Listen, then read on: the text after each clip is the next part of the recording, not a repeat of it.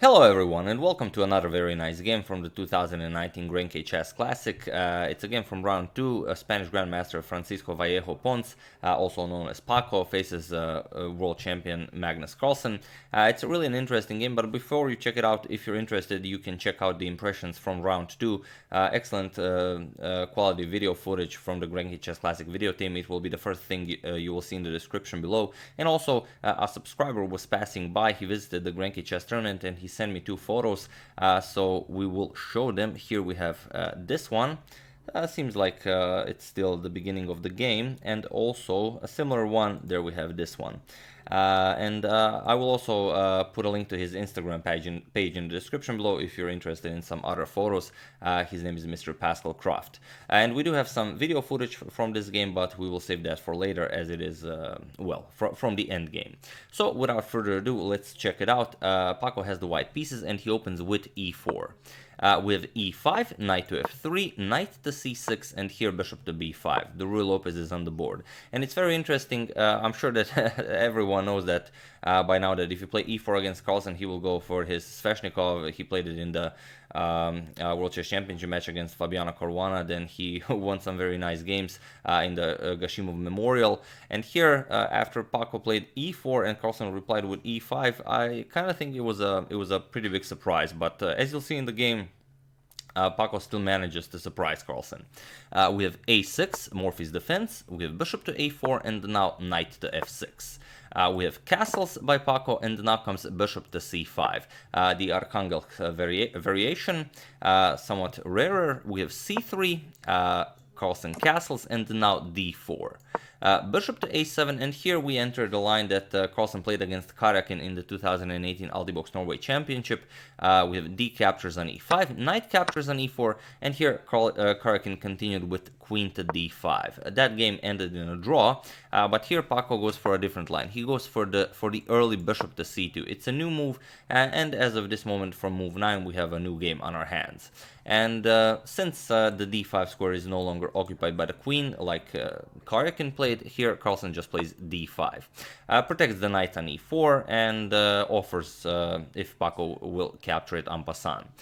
He does. We have e captures on d5, on d6, knight captures on d6, and now bishop to g5. And here I caught a glimpse of the live coverage. Petroleko was saying that it will be very hard for Carlsen to look for any advantage in this line with the black pieces. The white's bishops are just very nice, and black didn't really create any disorder in the opening, but it doesn't seem that Carlsen is looking for any opening advantage. He just wants to play a nice game. He wants to have an equal position, and then he wants to play it for 7 hours. And if you can get a draw with that, then you have earned your draw, or a win if you can win. But here Carlsen goes for f6. It is one of the positions where it is okay to play f6. Bishop to f4, and now we have g5, asking, do you want to go back bishop to g3, or do you want to capture on d6 and double up Carlsen's, not double up, but mess up Carlsen's pawn structure and create an isolated pawn on d6. And here Paco decides to go for bishop captures on d6. We have not pawn captures, but queen captures on d6, queen captures, and now c captures. And here we have this endgame where the material on the board is completely equal. The difference is Carlsen has a weak pawn on d6, but he does have the bishop pair, so it's up to him to use it. Last game we've seen Carlsen use the knight pair. Now we'll see him use the bishop pair. Knight bd2, white still has to finish development. We have g4, knight to h4, taking control of the f5 square. And now comes d5. Carlsen wants to push d4 and get rid of his weak d pawn. We have knight to f5, and now Carlsen does push d4 as it is protected by the bishop and by the knight. We have knight to c4 by Paco, and now bishop captures on f5. Carlsen now gives up the light square bishop. Bishop captures on f5, and now h5, defending the g4 pawn.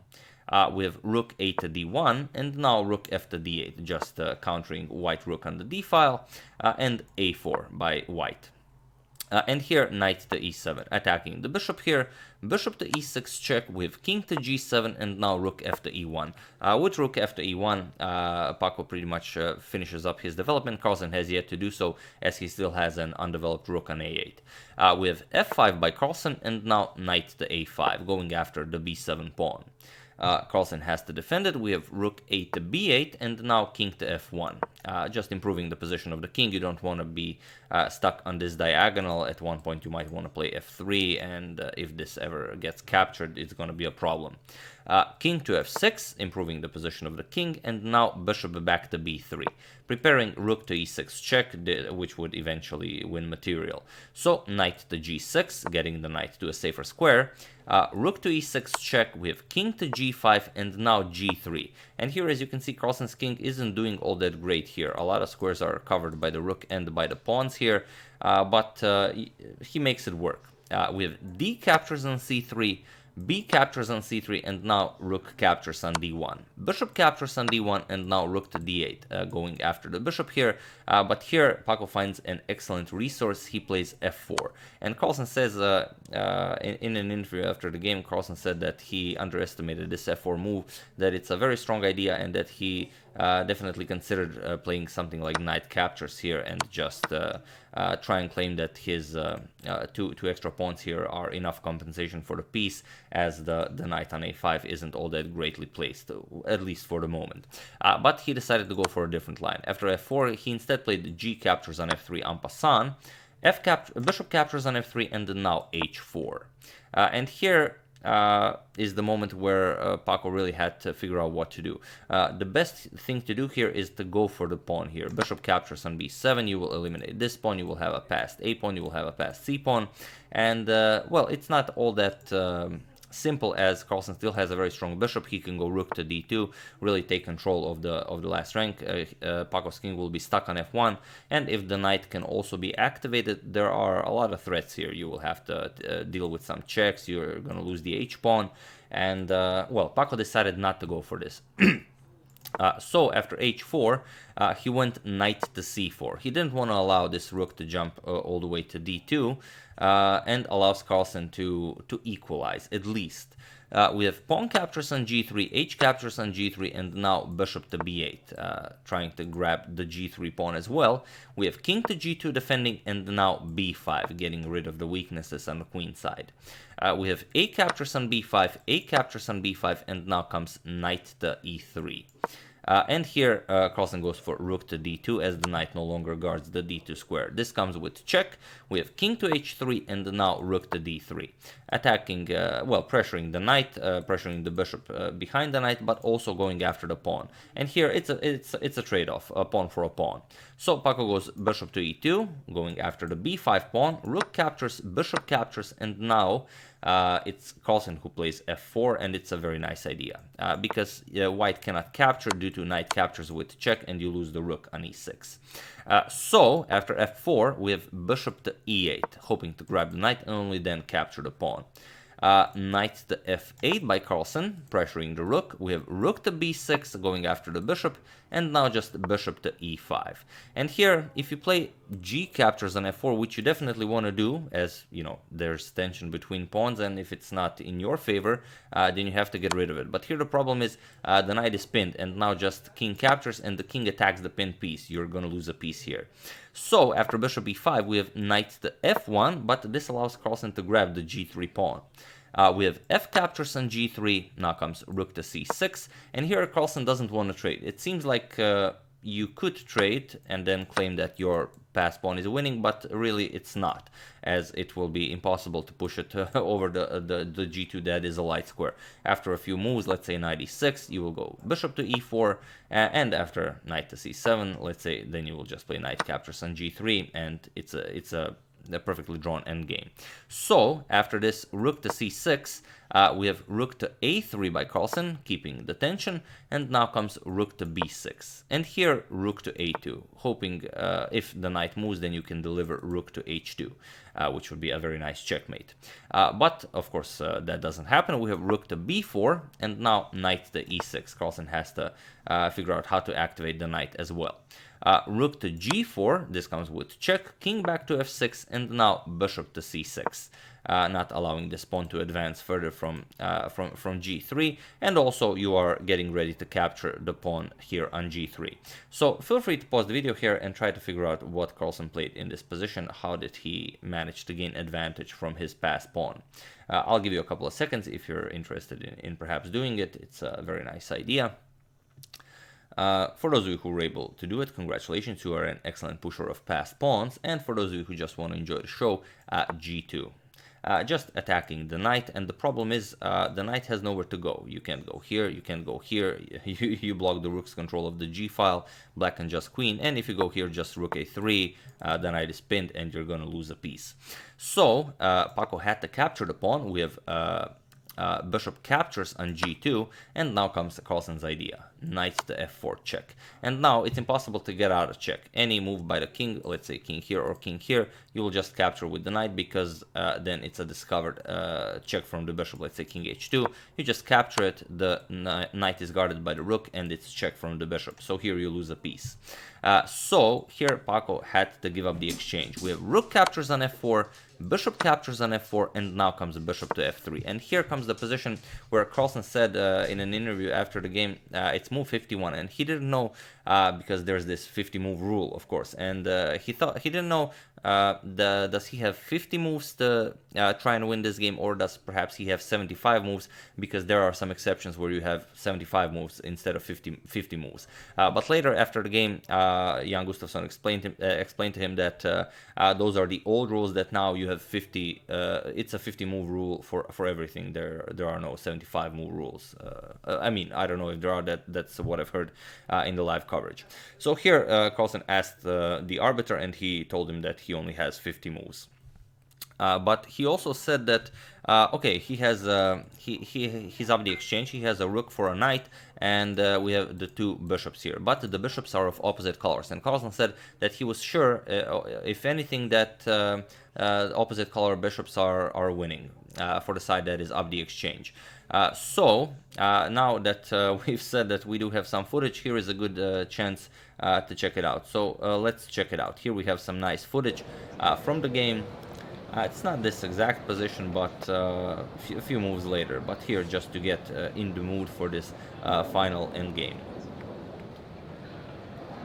There you have it. Carlsen makes a nice move. And also, we have this one here.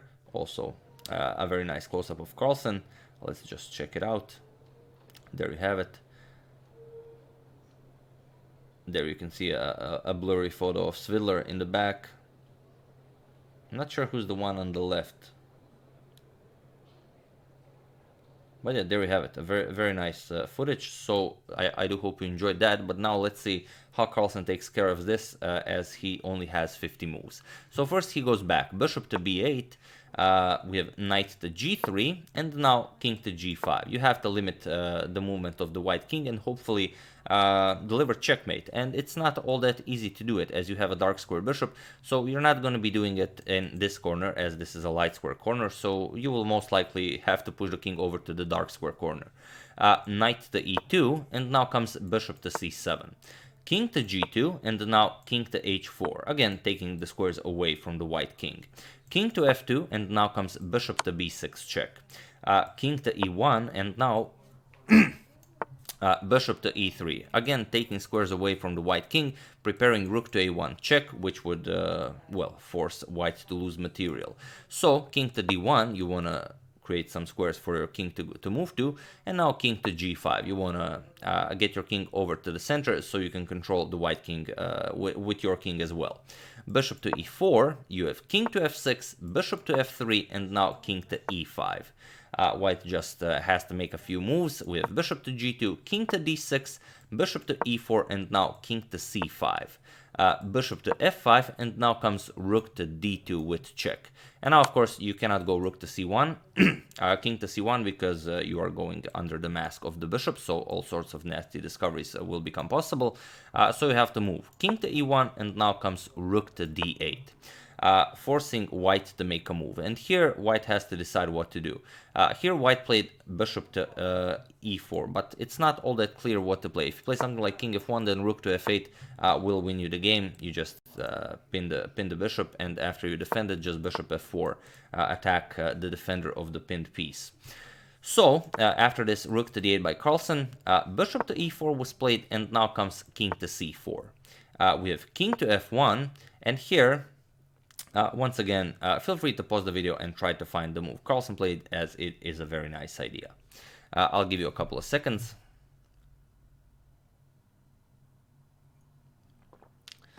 For those of you who were able to do it, congratulations, you are an excellent winner of endgames with opposite color bishops where you are up the exchange. And for those of you who just want to enjoy the show, rook to f8 check.